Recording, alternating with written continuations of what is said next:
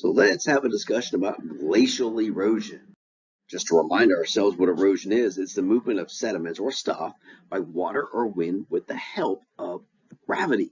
So let's look at this picture and see what we can figure out how this has to do with erosion. Well, we know what a glacier is. We know that a glacier is water. Well, we know that water, if it's moving, can move stuff. We also know that glaciers are moving. It just happens to be frozen water. So it kind of fits that glaciers can cause erosion because they're water, they are moving, and moving water can move stuff. We also see the gravity really helping out in this situation because that's a pretty steep hill where gravity is going to help move stuff downhill.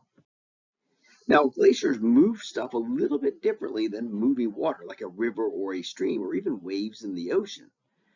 All of that ice, which can be hundreds of feet thick, weighs a lot, and it really pushes down to the ground. It exerts a lot of force on the ground, and when it moves forward, it kind of acts as like a bulldozer pushing the land out ahead. So what you wind up with is something like this, is you get a pile of stuff that the glacier basically just pushed out of the way as it was moving. Glaciers don't last forever.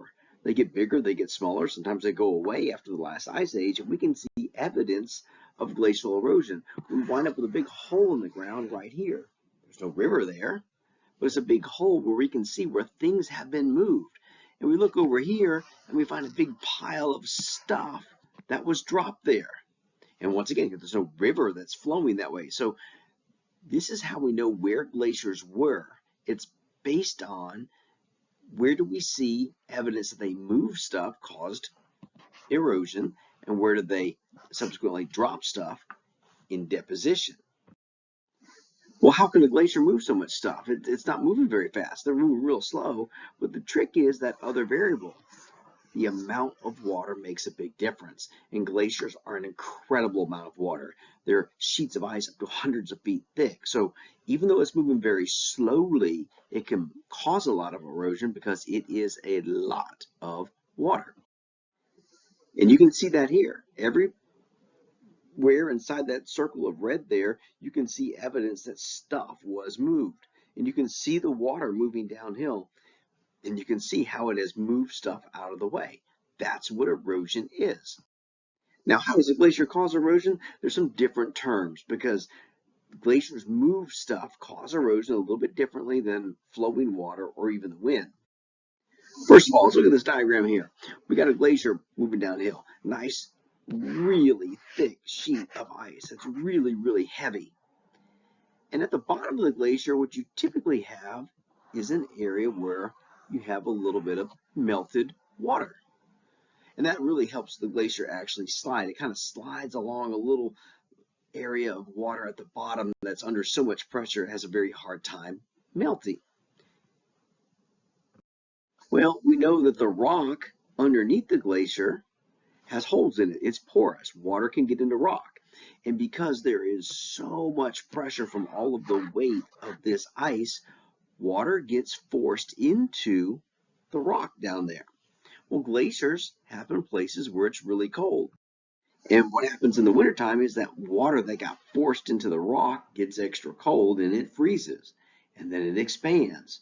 And it breaks the rock apart, breaks it into smaller little pieces. Well, then, when the glacier is moving again, it picks up those little pieces of rock.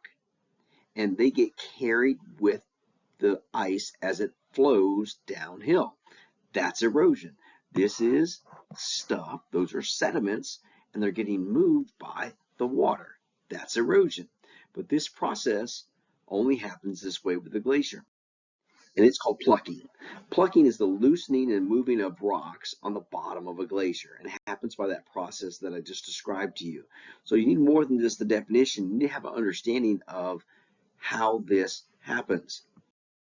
Another way in which glaciers cause erosion, in which they move stuff, is called abrasion. And this is when a glacier is sliding over the rock down here at the bottom. We've got the bedrock the glacier is resting on. And as the glacier is moving, it has picked up those little sediments, those rocks and those cobbles and those pebbles, and this stuff gets moving this way with the ice. And that stuff ends up scraping or dragging on the rock underneath, which causes a little cut in the rock.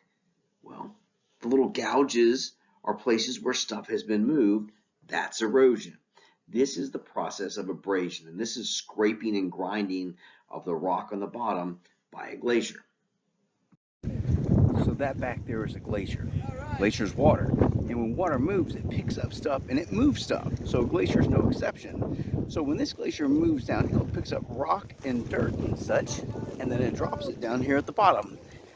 This stuff, these rocks, these pebbles, this dirt, this is called till. T-I-L-L. Till is the mixture of stuff that a glacier picks up and then moves and drops at its bottom. Sometimes that stuff that's getting moved by the glacier gets ground up under the pressure and all the abrasion and all the grinding and sanding of all the material together, that some of it gets ground into a really, really fine material. And it's called glacial flour. And it's not necessarily because it's white, it's because it has the consistency of flour like we bake with. It's really, really fine stuff. It's all those sediments in the till that got mixed into the smallest possible sediment. Well, that stuff gets moved easiest. And when the meltwater comes off the glacier, it carries that stuff the farthest. And it will typically wind up someplace, being deposited someplace where the water gets really, really slow, like where it enters a lake, like we see right here. That's a pile of stuff. And it's really, really, really fine, really, really small. And it can be held in suspension. And it gives glacial rivers and glacial lakes a very milky blue type of appearance because it has so much fine-grained sediments floating in it. It doesn't settle out because it's so small it can stay in suspension, and that's called glacial flour. Now, the stuff that doesn't get pushed all the way away from the glacier and carried by the water is called till, and you get big piles of till right around the glacier. These piles of till are called moraines, and there's a couple different types of them. Here's one that's called a terminal moraine. It is at the end of the glacier, it's the terminus. So the glacier is moving this way, and it's been bulldozing the ground, and here's the pile of stuff right out there at the end, or the terminus of the glacier. So the terminal moraine is the pile that we find at the end of the glacier. Here you can see it. There's a big mound of stuff that glacier just bulldozed and stacked up right there. You can also get what's called a lateral moraine, and that's stuff on the side. The lateral is the side of the glacier. Now, a medial moraine means middle, and these only form one way. Basically, what we've got happening here is we've got a glacier coming this way, and we've got another glacier that came down this way, and they met, and they formed a bigger glacier. Well, this glacier has a lateral moraine that is pushing along, and this one has a lateral moraine that is pushing along, and when they meet, their two sides end up becoming the middle of the new bigger glacier. So you see that dark streak right there down the middle of this glacier. That's a pile of sediments. It's a pile of stuff. That's a moraine. But it's in the middle of the new glacier. So we call it a medial moraine or middle moraine. So we talked about the ice ages, specifically the last ice age about 10,000 years ago.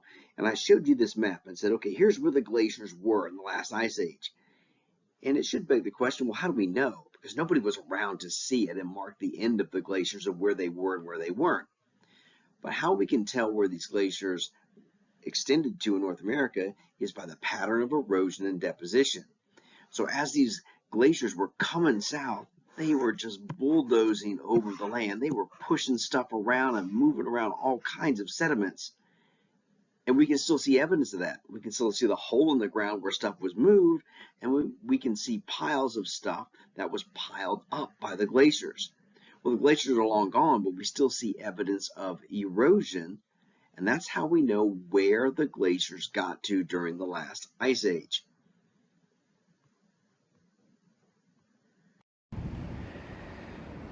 So here I am in a parking lot, and like a lot of parking lots, you'll have these little curved off areas that are filled with rocks. In Georgia, most of these rocks would be pretty uniform. They'd be all granite, so they'd be mostly gray to white in color. But I'm not in Georgia, and this parking lot is located in Minnesota. And I'm in an area that 10,000 years ago was under the last great ice sheets of the last ice age. And when those ice sheets moved across this area, especially coming down from Canada, they brought rocks from a bunch of different places and dropped them here. And we see evidence of that in two things in this picture. One, look how most of the rocks are rounded. This is an indication that these rocks were in some kind of water-borne environment. They've been weathered and rounded and smooth like they were in a river. Just in this case, it was the river or the water associated with a glacier. The other thing you'll notice is the vast difference in appearance among all these rocks. It's not very uniform. We've got some gray ones, we've got some tan ones, we've got some white ones, and that's because when a glacier moves across the land, it picks up lots of different material, and when the glacier stops, it drops it all in one place. That is called glacial till. You can even see it in this rock right here. That's a really big rock, and I'm not anywhere close to a river that could move that rock because the land here is very, very flat. So all of these materials here are glacial till. They are rocks that were moved by a glacier during the last ice age and were deposited here when the glacier melted and went away.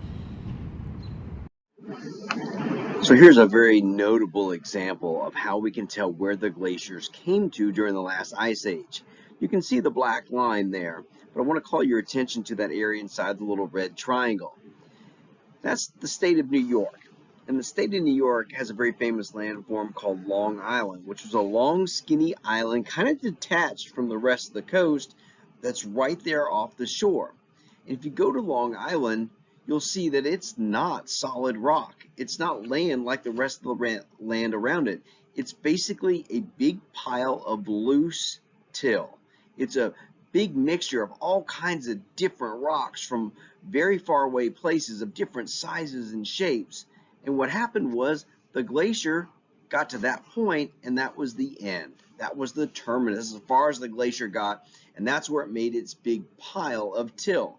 Then the glacier started retreating, and what was left behind was this huge collection of stuff.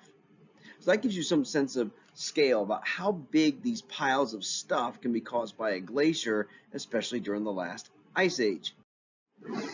All over the upper Midwest, you can kind of see evidence of these little piles of stuff that were left by the glaciers after the last ice age. If you were to go dig in here, most of our mountains around here, we dig into them, you're going to hit solid rock. You dig into these little hills, though, and what you're going to find is a bunch of loose stuff, pebbles and boulders and sand and silt and glacial flour. Well, those little landforms were caused when the glaciers were piling up stuff during the last ice age. Have some very unique shaped hills, these teardrop shaped hills, and they all face the same direction because that was the direction that the glacier was moving during the last ice age. Now, it's not just the pile of sediments that the glacier drops that can be seen. You can also see evidence where there is a space or a hole in the ground where the glacier has removed material. So here's my slope, and we know up here at the top is where it's going to snow a lot more, and the snow is going to pile up and squeeze together and make solid ice. It's called a glacier. We also know that as a glacier moves downhill, it picks up pieces of rock and dirt, picks up sediments, and they become entrapped in the ice. So as the ice moves, it carries those sediments with it. This is an example of what I'm talking about here. Here's my chunk of ice, and you see I've frozen some rocks in the bottom of it. So as this ice moves across the ground, it actually changes the shape of the ground. You get a very distinct pattern. So up here, the ice is very heavy, and it actually squeezes down on top of the land. And then as the ice flows downhill, it will actually make digs and grooves here in the land. Notice this is not flat because the rocks that were trapped in the ice caught some of the land and took it with it. That's another example of erosion. This is an example of abrasion. Abrasion is when a glacier scrapes across the land and ends up taking some of the land with it. And what you see are some digs in the ground after the glacier has moved through.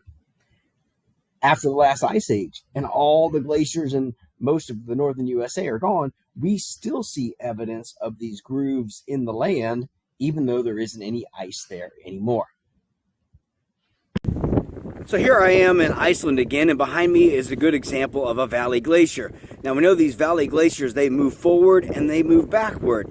And when they move forward and backward, they kind of till up the ground that they're on. And they pick up rocks and they pick up dirt and they bulldoze that stuff forward and backwards. And we can see evidence of that right here in this big rock. See these little lines right here? These are called striations or chatter marks. And this is where that glacier behind us there was bulldozing a bunch of little rocks, and when it slid over the top of this bedrock, it scratched, just like drawing your nails down a chalkboard, and it made these little grooves in the rock. This is one of the ways in which we can tell which direction a glacier is moving or has moved, by the direction of these striations or chatter marks. And once again, these are striations. These are grooves caused in the land or in rock when a glacier scratches it as it moves over the top. So here's some striations in New York City. This is in Central Park, where there's a lot of solid rock under the ground. And if you go in that solid rock, you'll notice, look at all these streaks, all these grooves, all these digs in the rock. And that was because during the last ice age, the glacier was moving forward and then backward over this rock, and it had other little rocks trapped in the ice. And when the glacier moved, it dug into the rock that was there on the ground. And you can still see evidence of those digs or those grooves caused by the movement of the glacier.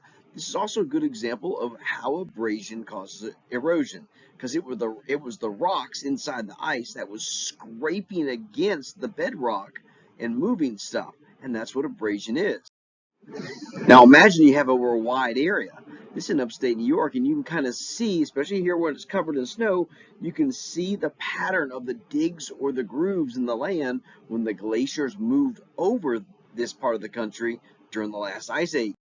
The Finger Lakes in New York City are a really deep, extreme, large example of striations. As the glacier was moving through this land, you can see it caused these really long, skinny digs in the ground. We're talking really, really deep digs because the ice was really, really thick. And it scratched the ground and made digs so big that when the glacier melted, they filled up with water and they made lakes. And they're called the Finger Lakes, and they're very unusual because you typically don't have long, skinny lakes like this that are all parallel to each other.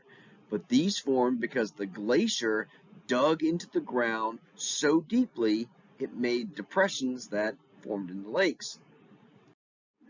Here you can see a more dramatic example of it. This area right here was a glacier a long time ago. Well, the glacier's gone, but we can still see the valley, the dig in the land where all of the ice had moved stuff.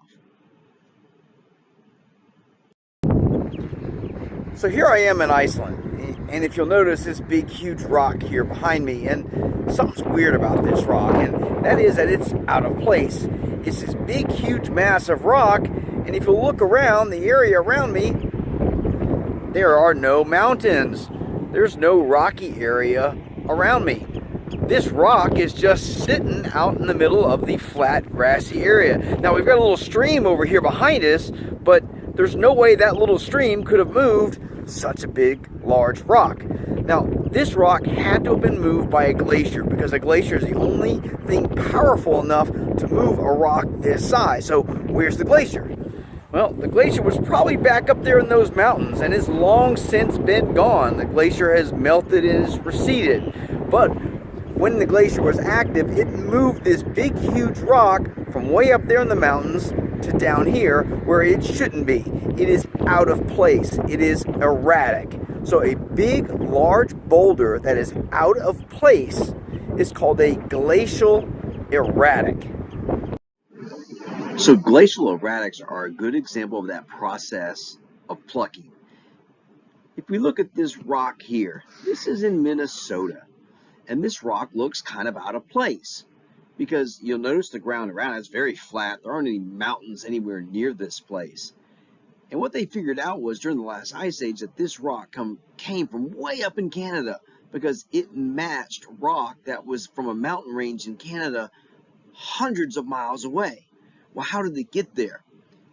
It could not have been rolled by traction by any amount of running water. It had to have been picked up and frozen in a glacier and carried that far during the last ice age. So once again, this is a glacial erratic, and it's a good example of that process of plucking. You can see it here. Notice the area is really flat. Well, we got a really big rock here. The glacier is way up there in those mountains now.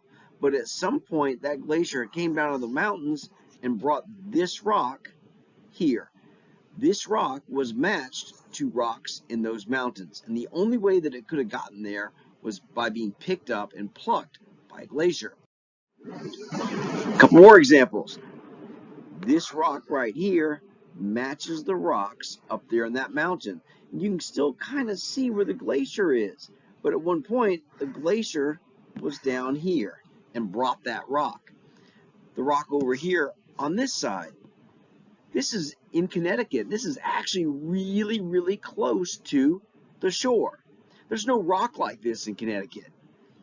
And what they figured out was this rock matches some mountains way far away, and it was carried there in a glacier. It's a good example of a glacial erratic. It's out of place. It's not from there. Here's one in Yellowstone National Park to give you a sense of how big these glacial erratics can be. Glaciers are a lot of water, so they can move really, really big stuff. Here's one they dug up in New York City. They were digging in the ground and trying to do some utility work, and they came across this erratic, and they couldn't drill through it because it was a really tough rock.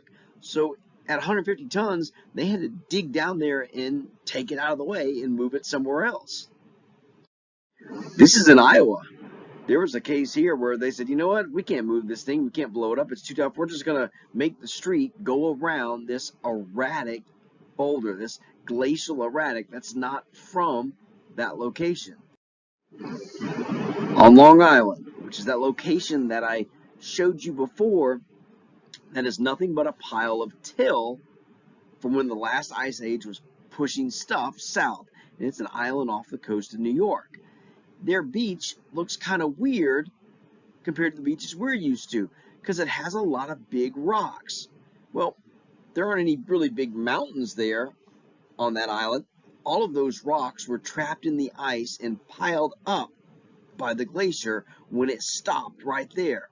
Well, these rocks are out of place. That's why they're called erratics. They are not from that location. They are out of place. And the only way big rocks like this can get moved to be out of place is from a glacier. So where can we find examples of all this stuff that we just talked about, these striations and these erratics and so forth and so on? Anywhere in that white area. We're going to say definitely the Midwest, which is anywhere kind of in there, and the Northeast, because that's where the glaciers were during the last ice age 10,000 years ago. So why are there no glacial erratics or any of these other glacial features in Georgia? Because the glaciers didn't get this far south during the last ice age. They've never come this far south. So we have never had glaciers cover up Georgia. You're not going to see these glacial erosion and deposition examples here. So here's your check for understanding questions. This is what you should have learned. This is what you should either know or have in your notes after viewing this presentation. Once you're done, come see me, take the notes check.